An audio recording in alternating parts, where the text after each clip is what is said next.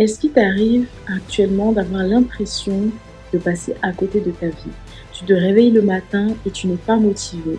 Tu es peut-être dans un mariage, dans une relation amoureuse et tu n'as plus goût à cette relation. Tu n'es plus enjoué quant à cette relation. Peut-être que tu n'es plus enjoué quant à ta famille. Lorsque tu vois tes enfants, lorsque tu vois ta famille, tu ne sais plus quoi faire pour passer du temps avec eux. Tu ne sais pas comment passer du temps avec eux. Tu es peut-être même lassé d'eux. Le matin, lorsque tu te réveilles, tu es démotivé. Tu ne sais plus ce qui pourrait te donner de la vie. Finalement, tu es découragé. Si c'est ton cas, cette vidéo est pour toi.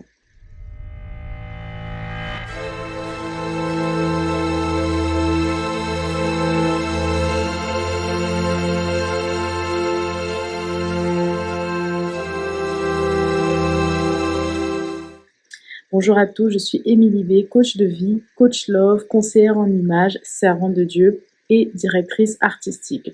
Aujourd'hui, j'aimerais te donner 4 raisons pour lesquelles tu n'as plus goût à la vie.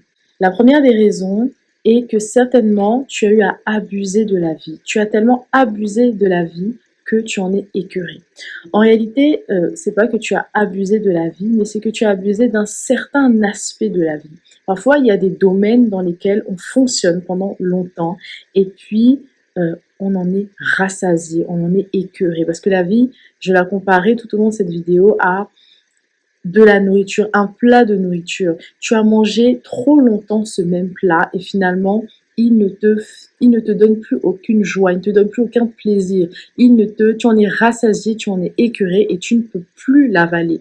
Parfois, nous sommes dans des domaines, nous sommes dans des situations qui n'évoluent pas, qui ne changent pas. Et vous savez que la vie, c'est comme des battements d'un cœur. La vie doit être rythmée. C'est pas parce que tu as des problèmes dans ta vie, c'est pas parce que tu as des obstacles, c'est pas parce que tu as des difficultés à affronter que ta vie est mauvaise. Mais au contraire, c'est le signe que tu es censé aller à de nouvelles étapes. Mais si tu n'as jamais d'obstacles, si tu n'as jamais de battements de cœur, si tu n'as jamais un rythme dans ta vie de haut et de bas, quelque part ta vie est comme morte parce que c'est comme le cœur. Si le cœur s'arrête de battre, qu'est-ce qui se passe? C'est la mort. Donc parfois, tu as besoin de recevoir une révélation, de savoir dans quelle zone géographique peut-être est-ce que tu dois te déplacer. Peut-être que le pays dans lequel tu te trouves n'a plus rien à t'offrir. Peut-être que la ville dans laquelle tu te trouves n'a plus rien à t'offrir. Peut-être que le travail dans lequel tu te trouves n'a plus rien à t'offrir. Peut-être que la relation même dans laquelle tu te trouves est épuisée, quelque part, elle n'a plus rien à t'offrir, il faut la renouveler. Donc, tu as besoin de connaître ce qu'on appelle l'intelligence, selon la parole de Dieu, selon la Bible, l'intelligence des temps et des saisons. Tu as besoin de comprendre et de connaître dans quelle saison de ta vie tu te trouves. Parce que lorsqu'on n'a pas l'intelligence des temps et des saisons, on a une vie linéaire. On ne sait pas quand est-ce qu'il faut passer à autre chose, ou on ne sait pas quand est-ce que, ou on ne sait pas plutôt comment passer à autre chose. Mais si tu cherches au plus profond de toi quelle est la saison dans laquelle tu te trouves et quelle est la prochaine saison dans laquelle tu dois être, tu finiras par avoir de nouvelles idées, tu finiras par créer de nouvelles choses, tu finiras par renouveler les relations dans lesquelles tu te trouves, tu n'en seras que renouveler toi-même. Alors si tu as besoin de savoir où est-ce que tu en es, si tu as besoin d'en savoir plus sur ta mission de vie, où est-ce que tu es censé te trouver, qu'est-ce que tu es censé faire de ta vie finalement, je te propose le mentoring. Le mentoring, c'est un accompagnement que je propose pour les femmes qui ont conscience qu'elles ont un appel, qui ont conscience qu'elles ont une mission à accomplir sur cette terre, mais qui ne savent pas comment l'accomplir. Parfois, vous avez besoin d'une personne qui va vous tirer vers le haut, qui va vous donner des conseils, et c'est exactement ce que ce programme ou cet accompagnement propose. Le mentoring, c'est un accompagnement sur du long terme, entre 3 mois à 1 an, où je vous accompagnerai dans la prière, dans la méditation, je vous accompagnerai dans les orientations concernant votre vie, la motivation, la création d'une routine de vie, la gestion des relations, la gestion émotionnelle, la gestion du temps, la productivité, toutes ces choses-là, vous en avez besoin pour avoir une vie améliorée, pour avoir une vie meilleure et pour aller vers votre mission de vie. Alors, si vous souhaitez être mentoré, il vous suffit de cliquer sur le lien de mon site internet dans la barre de description. Dans la section mentoring, Vous cliquerez sur le formulaire et là, vous répondrez à plusieurs questions. À ce moment-là, je saurai si vous êtes éligible pour rejoindre cet accompagnement qui est privé et qui est très restreint et je vous recontacterai. La deuxième des raisons pour laquelle tu n'as plus goût à la vie, c'est peut-être que tu as fait une indigestion due à une bactérie. Je m'explique. Peut-être que tu étais dans une relation qui n'était pas bonne, tu étais dans une relation toxique, peut-être que tu as eu un choc émotionnel, peut-être que tu as eu un coup dur, peut-être que tu es tombé et tu ne sais plus comment te relever, tu ne sais plus comment avancer dans la vie. Laisse-moi te dire que la parole de Dieu nous dit que 7 fois le juste tombe, mais il se relève. En réalité, le problème, ce n'est pas de tomber, mais le problème, c'est de ne pas se relever. Tu peux tomber à l'infini, mais tu dois chercher à te relever, tu dois chercher comment te relever. Il y a des relations, il y a des situations qu'on vit qui créent en nous des chocs émotionnels, qui créent en nous des blessures, des failles profondes. Et ces choses-là nous empêchent d'aller plus loin, ça nous paralyse, ça nous remplit de peur, ça nous remplit parfois de colère, de haine, et ça nous empêche de rentrer en contact avec les bonnes personnes, ça nous empêche de rentrer en contact avec les personnes de notre destinée. Précédemment, dans une vidéo, je parlais des 3 types de partenaires de destinée, parce qu'il y a plusieurs types de partenaires de destinée dans la vie. Et si vous êtes rongé par la peur, si vous êtes rongé par la culpabilité, par la colère, par toutes ces émotions négatives, vous n'arriverez pas à reconnaître les personnes qui sont là pour vous aider, pour vous accompagner. Alors, sache que ta situation n'est pas une fatalité. Tu peux te relever et tu dois te relever, mais pour ça, il faut les clés. Alors, si tu souhaites guérir d'une blessure émotionnelle due à une relation toxique, due à une relation qui t'a brisée, qui t'a détruite, clique sur le lien dans la barre de description et prends un appel découverte ou book tout simplement ton coaching guérison émotionnelle. Lors de cet accompagnement, je t'aiderai à guérir des blessures émotionnelles dues à des relations toxiques, dues à des relations abusives qui ont détruit ta confiance, ton estime en toi-même. Tu ne sais plus qui tu es, tu n'arrives même plus à avoir des perspectives sur l'avenir. Book ce coaching et ta vie ne sera plus jamais la même. La troisième des raisons pour laquelle tu n'as plus goût à la vie, c'est qu'elle est fade, elle n'a aucun goût. Lorsque tu la manges, tu ne ressens aucun goût, aucun plaisir.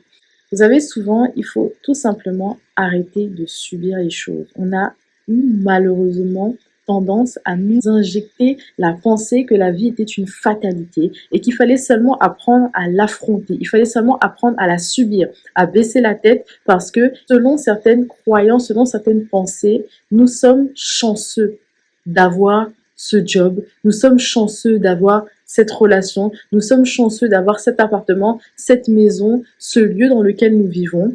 Et puis, ça nous empêche de rêver, ça nous empêche de voir grand. Il faut s'autoriser à rêver, il faut s'autoriser à voir grand. Et j'ai même envie de dire, il faut s'autoriser à être insatisfait. L'insatisfaction n'est pas l'ingratitude, mais l'insatisfaction, c'est ce désir permanent, cette flamme qu'on a en nous de voir les choses changer dans notre vie, dans notre environnement, dans notre famille, dans notre pays ou même dans le monde. En fait, il faut avoir des fardeaux.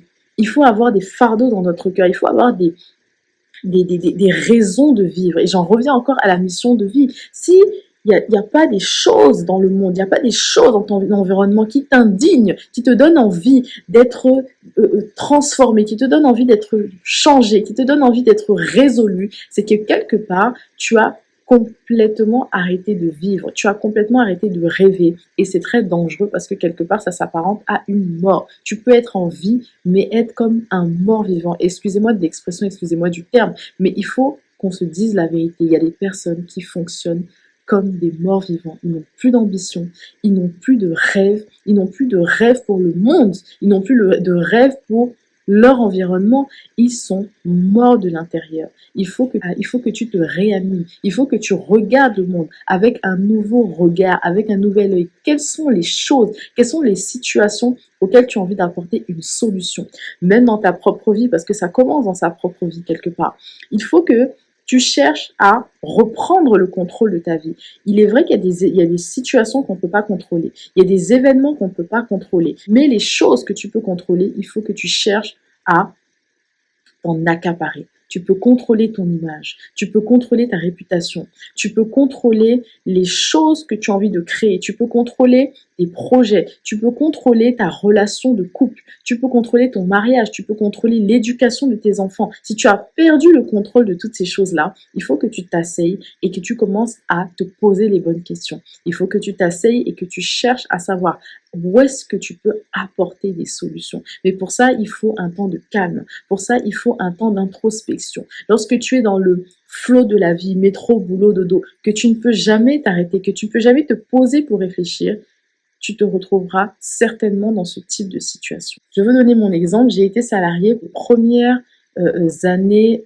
après mes études. J'ai été salariée pendant, on va dire, 5 ans. Et puis, à chaque fois que j'allais dans un nouvel emploi, à chaque fois que j'allais au travail, je sentais comme une angoisse en moi. J'avais la boule au ventre. Je ne me sentais pas dans mon environnement. Je ne me sentais pas à ma place. Et ça se reflétait parce que finalement, on ne me gardait jamais. Je restais toujours le temps de mon contrat, mais c'était jamais renouvelé. Pourquoi? Parce que je ne cherchais même pas à être agréable. Je faisais le strict minimum. J'étais pas désagréable, mais je ne me sentais pas à ma place. Et à un moment donné, lorsqu'on n'est pas à sa place, lorsqu'on n'est pas dans son environnement, ça se ressent. Les personnes qui sont autour de nous sont mal à l'aise. Et c'était mon cas. À un moment donné, je me suis complètement arrêtée. J'ai tout stoppé parce que j'ai frôlé le burn-out. Et lorsque j'ai tout stoppé, j'ai posé des questions à mon Dieu. J'ai posé des questions à mon Créateur. Je lui ai demandé pourquoi est-ce que je suis sur la terre? Pourquoi est-ce que je suis sur cette terre? Pourquoi est-ce que tu m'as créé? Et je lui ai dit, tant que tu ne me donnes pas la réponse, je ne ferai rien. Et j'ai commencé à prier, j'ai commencé à méditer, j'ai commencé à lire des livres. Et puis à un moment donné, j'ai trouvé la réponse. Mais voyez, toutes ces choses-là, c'est un processus. Il faut que tu cherches en toi quelles sont tes ressources, quels sont tes dons, quels sont tes talents. Et j'en reviens au point précédent. Quels sont les fardeaux que tu as dans ton cœur? Quels sont les rêves que tu as dans ton cœur? Toutes ces choses-là contribueront à un moment donné à ton avancée. Et puis le dernier point, c'est que ta vie n'est pas suffisamment chargée en éléments nutritifs dont tu as besoin. Lorsque je parle d'éléments nutritifs, je parle de vitamines.